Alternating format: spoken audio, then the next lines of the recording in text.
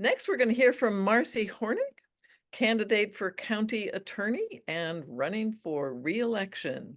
Marcie, welcome. Thank you. Thanks very much. I just want to start by saying how impressed I am about how articulate everybody has been on this forum so far. And I'd like Stuart to copy the "put some balm on the choppy waters" phrase. I'm going to see if I can't use that in a court filing at some point.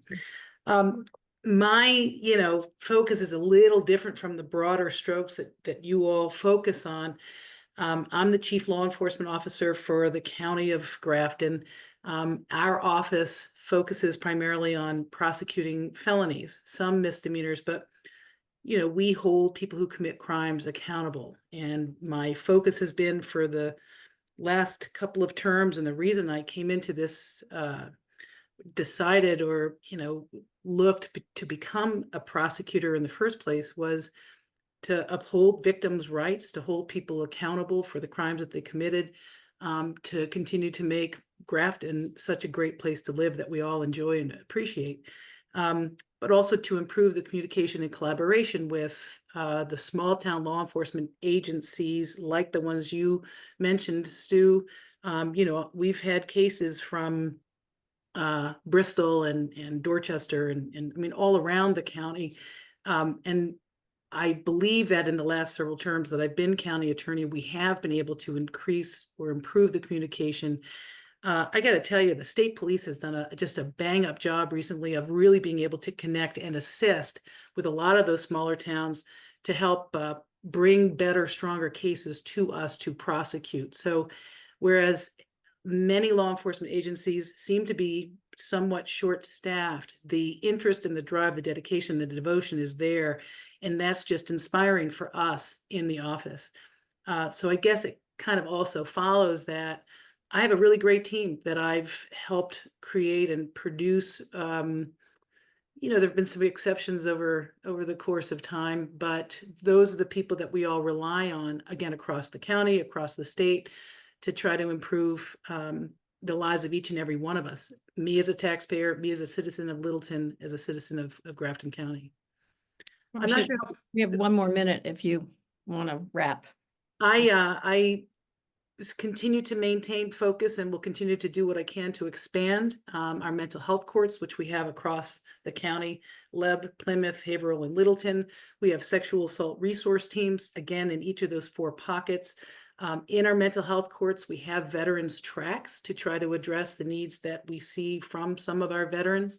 As you know, the opioid crisis has not gone away. So we're dealing now with just an explosion of fentanyl and meth that we're seeing ravaging our some of our towns. So just continue to work to try to do as good a job as possible to keep our streets safe and our county safe, but again, uphold the rights of all victims. So thank you, and I'm happy to answer any questions. So one question, you began referring to it. The question is, what do you see as the biggest challenges you'll face continuing as county attorney? And I assume fentanyl and meth would lead that list.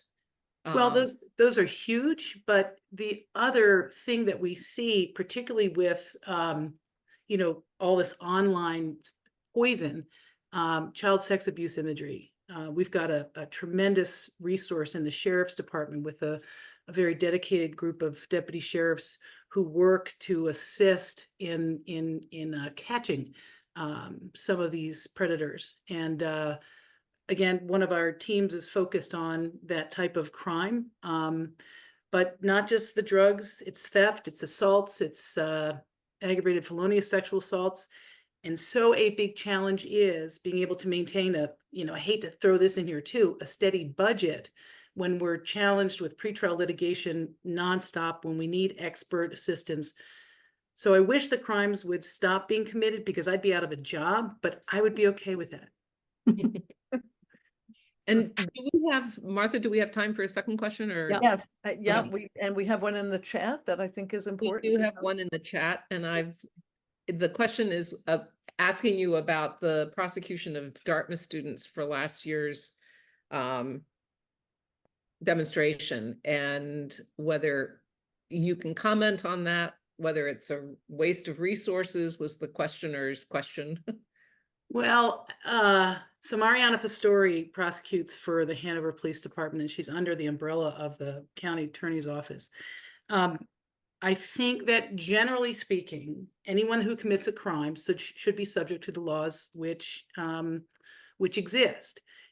There is some discretion built into all of that, obviously. And so I think, without commenting specifically on any of these cases, I think that you'll find that there is some thought to, I'm just going to say the whole process, to the whole, to the concerns of both sides. It's a challenging scenario for everybody in their everyday life. Students I believe, have the right to, speak freely on campus and whatever, but the school also had obviously some concerns. And so I'm saying a lot without saying anything, and I apologize for that. Well, I apologize in a way for the question because I knew you wouldn't really be able to comment too I much was on it. trying to get somewhere with it, but I Thank you. really couldn't. You though, I mean, it was a member of our audience who posed that question, so Sure. thank you both for Yeah. And respecting that. let me also say, if anybody ever wants to talk more specifically or directly about issues like that, I'm happy to take calls in the office anytime. People call me all the time. Happy to have those discussions. Thank you.